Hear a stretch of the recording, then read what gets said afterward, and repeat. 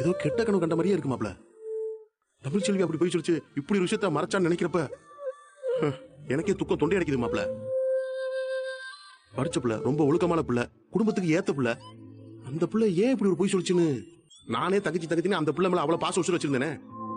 ஆனா அது பண்ண காரியத்தை நினைக்கிறப்ப எனக்கே கொஞ்சம் வருத்தமா தான் இருக்கு மாப்ள. மாப்ள, உன் நிலைமை எனக்கு புரியுது மாப்ள.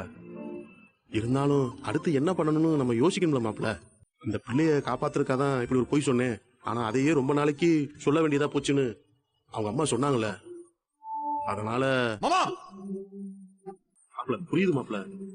அவங்க என்ன காரணம் சொன்னாலும் அவங்க பண்ண தப்புதான் மாப்ள. நம்ம வீட்டுல ஏன்பா இந்த மாதிரி நடக்குது? நாம யாருக்கு என்ன கெடுதல் பண்ணோம்? ஊர் உலகத்துக்கு நல்லதை தானே பண்றோம்.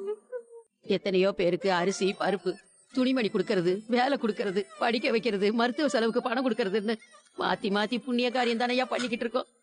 அப்படி இருந்தும் இந்த குடும்பத்துக்கு ஏயா இப்படி எல்லாம் நடக்குது? நீ ஒரு பொறுப்பான அமைச்சரா இருந்துகிட்டு ஏழை மக்களுக்கு நல்லது செய்யணும்னு பார்த்து பார்த்து செஞ்சுக்கிட்டு இருக்க. அதுக்கான பலன்லாம் ஏயா நமக்கு கிடைக்க மாட்டேங்குது? நம்ம குடும்பத்துல இப்படி ஒரு காரியம் நடக்குன்னு நினைச்சு கூட பாக்கலையா?